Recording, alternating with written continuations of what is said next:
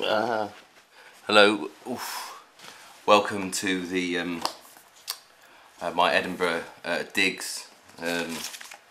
Obviously it could be anywhere, but promise you we're in Edinburgh. As part of my show I've been writing a song every day, so I thought I'd record them, and as part of my podcasty things. What we do is we have a vote on which is the best song, and then that song stays in to the next show. So this was the first two songs. Obviously I had two in the first show. The first one was about Katie Melua's impact on the war in Georgia. But it's good because the war has finished, so she has solved the South Ossetian question. Shouldn't really take the, she's got family over there, and so it's obviously quite shocking. But anyway, it's more about how the papers pick up on something like that and then, run with it. There's a war going on in Georgia. It's getting scary because of that big bear Russia. But our dreams of peace be fulfilled because, according to the Mirror, Katie Melua, age 24, said, "I hope the violence can end before more people are killed." Okay, right. That one competed against this because it was obviously a serious situation in Georgia that hopefully has ended, but it's okay because we had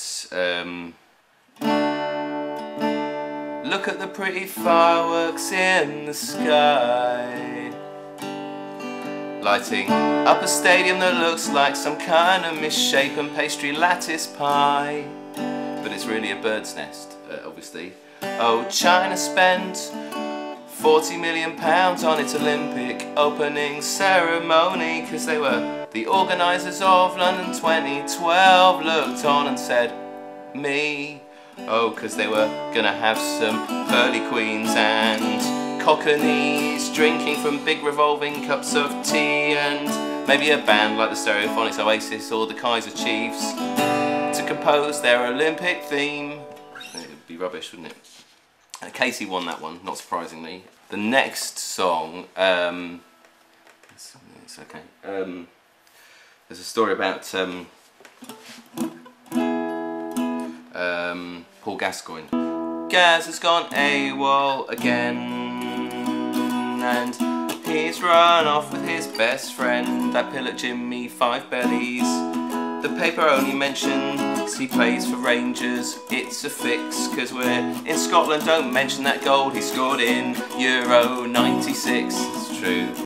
Cheryl, what you gonna do? Gazza, if he goes back on the Raz, yeah.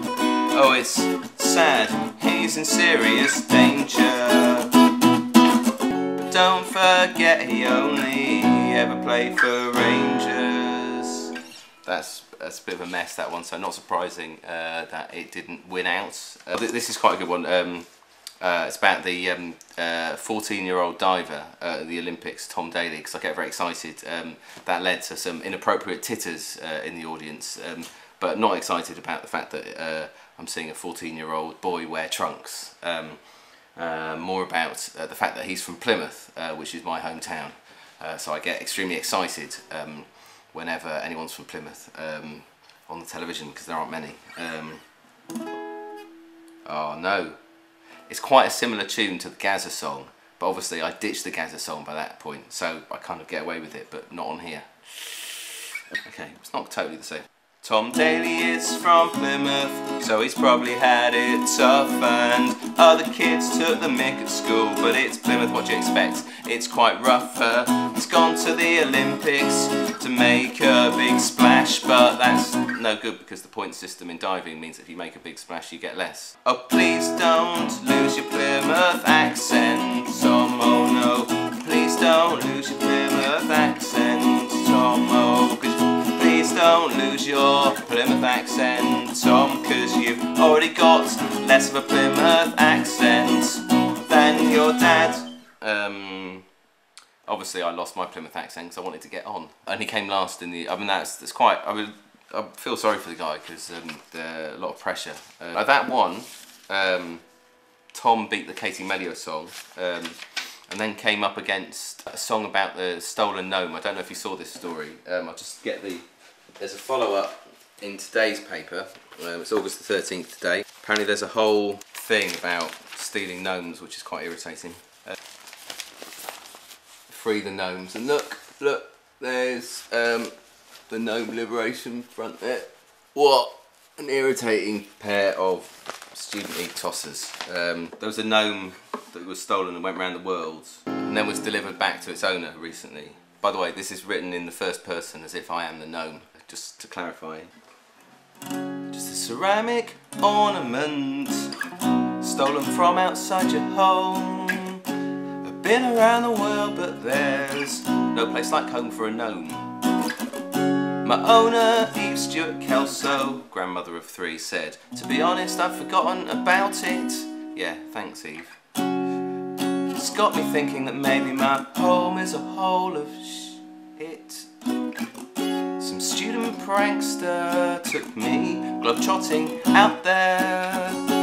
Must be a bit of a tit, 'cause he nicknamed himself the Bear. He's got a name, he's come forward,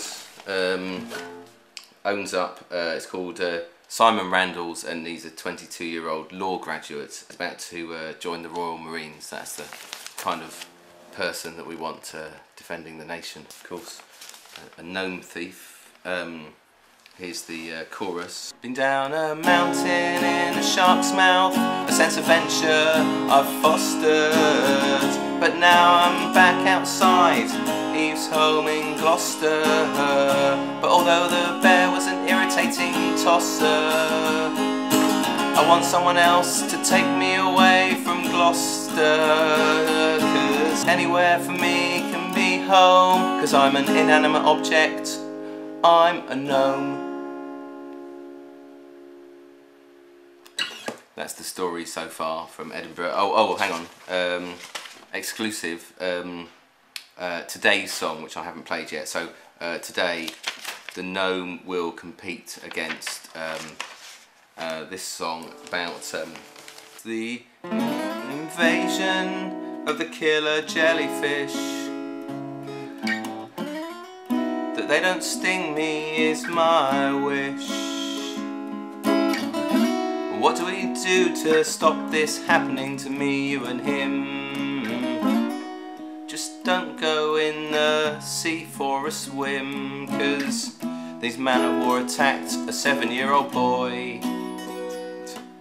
They probably didn't attack him, he probably prodded them thinking they were a toy. But you know, the boy who was stung, if you do, call the mirror on 0800 282 591. So that'll be an exciting story. It's the invasion, oh yeah, of the killer jellyfish. Invasion. Stingray. That's great. It's just a great excuse for some headlines. I'm still waiting for the attack of the killer bees. They said they would come about 30 years ago, and still the bees are not here. Where are the bees? Bring on the bees, I'm ready for the bees.